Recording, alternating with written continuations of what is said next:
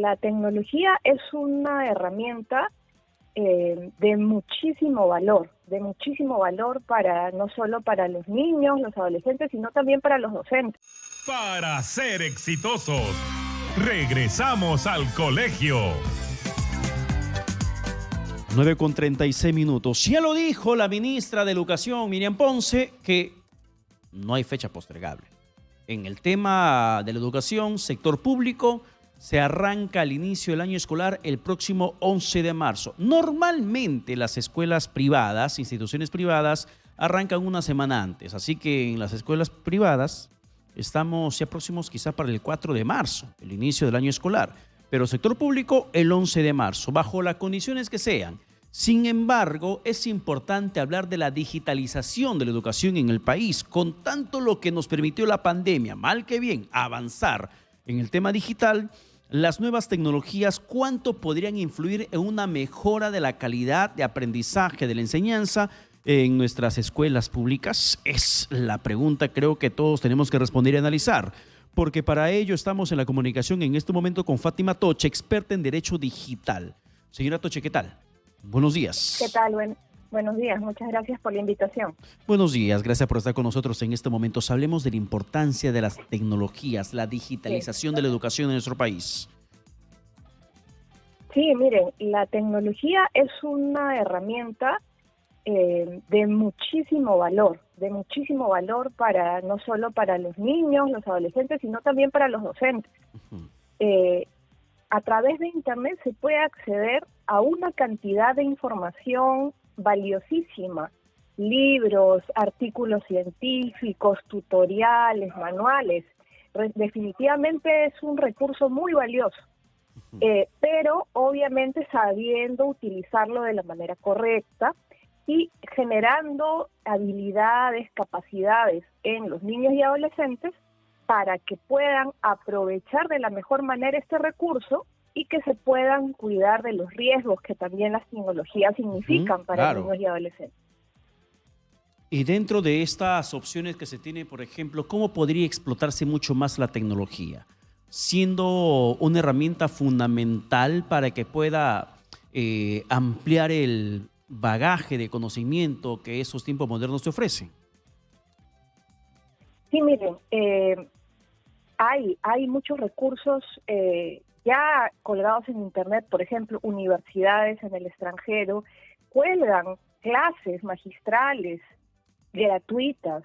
Hay recursos tecnológicos gratuitos, pagos. Hay incluso ahora herramientas, por ejemplo, de inteligencia artificial que permiten a los niños y adolescentes poder entrenarse en ciertas habilidades como conocimientos de idiomas, como aprender, por ejemplo, a tocar algún instrumento, como, por ejemplo, resolver de manera, digamos, supervisada problemas matemáticos, ¿no? Existen muchísimos de estos recursos, digamos, tanto gratuitos como pagos, ¿no? Que siempre, obviamente, tienen que desarrollarse por niños y adolescentes con la supervisión de o los padres o los docentes. Y por eso es tan importante también que los docentes y padres tengan un conocimiento sobre aspectos por lo menos básicos de la tecnología para que puedan guiar correctamente a sus niños. Porque en la medida que los niños conozcan muchísimo más del tema que padres y docentes, va a ser un poco más difícil poder encaminarlos y controlarlos para que minimicen riesgos en la conexión, ¿no? Claro, y entiendo además que esta estadística que se tiene acá, que más del 90% de entidades educativas en el país ya digitalizaron sus enseñanzas. Esto básicamente se refiere a universidades e institutos, pero a nivel escolar la digitalización de la enseñanza normalmente se da a nivel de escuelas privadas, siendo casi un derecho exclusivo de aquellos lugares donde se paga por enseñanza, porque las escuelas públicas lamentablemente no tienen ese mismo nivel de crecimiento en la digitalización por una situación de decisión política, netamente. Sin embargo, Fátima, teniendo o usando lo que tenemos a la mano, que son los celulares, ¿por qué existe aún esa decisión de muchos colegios públicos de prohibir uso de celulares cuando bien podría usarse la tecnología? Es que justamente hay esta mala percepción respecto a que el celular es únicamente un elemento distractor, que obviamente sí lo es. O sea, no vamos a negar que un celular puede generar muchísima distracción. Por eso es tan importante que se capacite a docentes en métodos de enseñanza que ya involucren la tecnología. Es como, por ejemplo, ahora con ChatGPT y todos estos mecanismos de inteligencia artificial. Ya yo creo que a estas alturas no es dable decir se prohíbe el uso de ChatGPT en las escuelas, porque igual los niños y adolescentes lo van a utilizar, porque lo pueden hacer muy fácilmente. El tema sería incorporar estas tecnologías, ¿no?, a las rutas de aprendizaje para, digamos, que con este seguimiento no sea simplemente un copia y pega, sino que, por ejemplo, usen estos elementos para hacer lluvias de ideas, para cuestionar argumentos, para conseguir referencias bibliográficas o dónde conseguir cierta información. Pero yo creo que ya está probado que el hecho de la prohibición per se no funciona. Sí. No funciona, ¿no? Incluso, sí. Fátima, hace unos años, 2019, si mal no recuerdo, había un parlamentario que había propuesto una iniciativa de ley de prohibir el uso de celulares en el aula, de que los alumnos no utilicen celulares y permanecer en esa enseñanza tradicional de la pizarra, la tiza, la mota o el plumón, en este caso un colegio ciertamente más moderno, colegio público con pizarra blanca. Volver a esa enseñanza tradicional es una práctica desfasada de los tiempos tecnológicos, porque todo muchacho, toda niña ya tiene un celular en clases.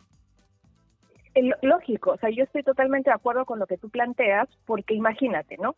Teniendo en tu casa, teniendo en tu poder un celular, con las infinitas posibilidades que tiene de entretenimiento, de obtención de contenidos y conocimiento, frente a la escuela con esta, digamos, enseñanza tradicional, obviamente que va a aburrir soberanamente a los niños y va a empezar a generar animadversión frente a estos contenidos educativos. Por eso, a mí me parece que la decisión más inteligente, obviamente en colegios que tienen conectividad, porque lamentablemente es una realidad que muchas escuelas, sobre todo rurales, no tienen siquiera conectividad. Pero si la tiene, yo creo que lo mejor que se puede hacer también para proteger a los niños es involucrar estas tecnologías en la enseñanza. Porque si no, vas a generar cada vez niños que se aburran más en la escuela. Claro, y yo recuerdo mucho que en pandemia, por ejemplo, sí algunos docentes han hecho el esfuerzo por hacer clases mucho más interactivas en plataformas que les permitían llegar mucho más fácil y rápido con la enseñanza, por la situación misma que obligaba. Pero también otros, o gran parte, Fátima, hicieron lo más práctico. Te mando fichas al WhatsApp, tú respondes, en media hora me la devuelves y te corrijo. Una enseñanza por WhatsApp no es digitalizar la educación, es hacerlo más fácil. No, y escanear documentos tampoco es digitalizar la educación, y esa es una mala concepción que se tiene.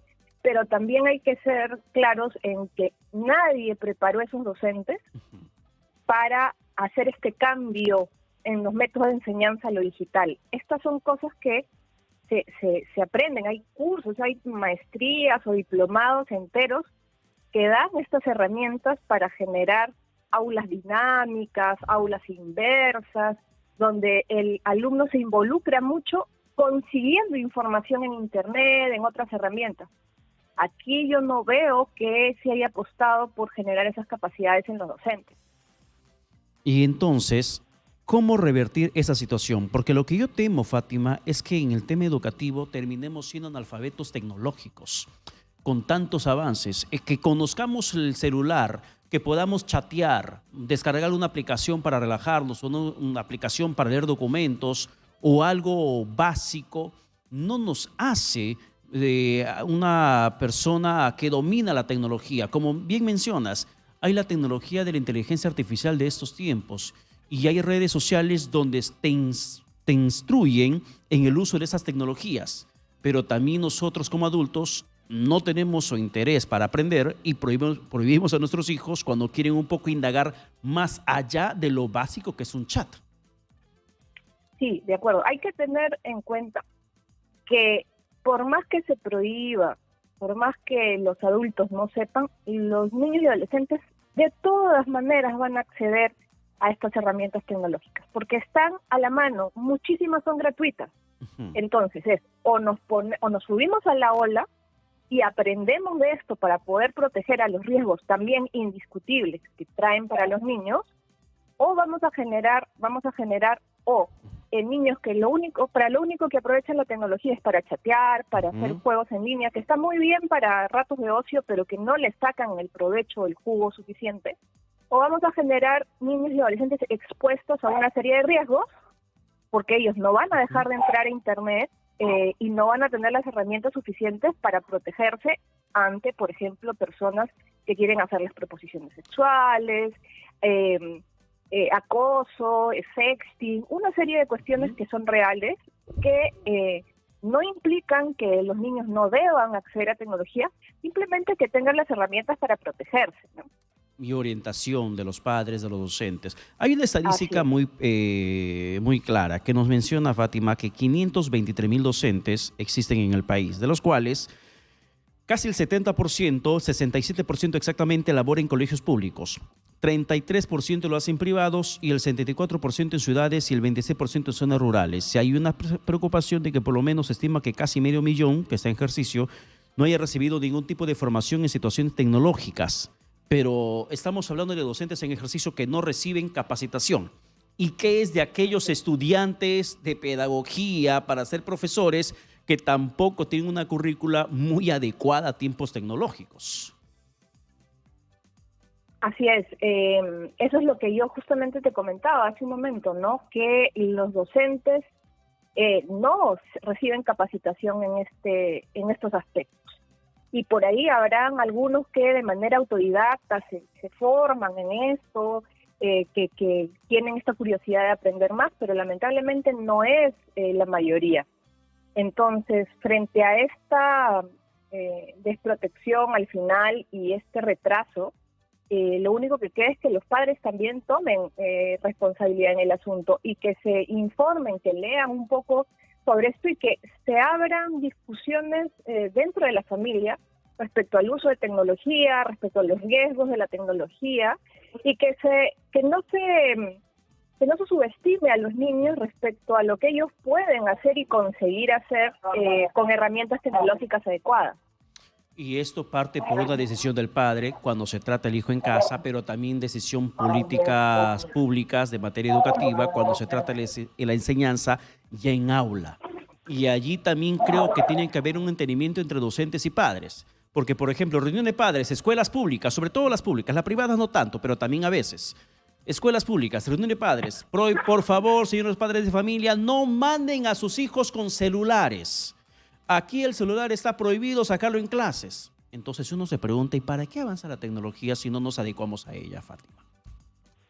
Claro, pero cuando se tiene o desconocimiento o miedo a la tecnología per se, entonces lo más fácil es prohibir, ¿no? Como si los niños no pudieran igual acceder a esto por otros medios.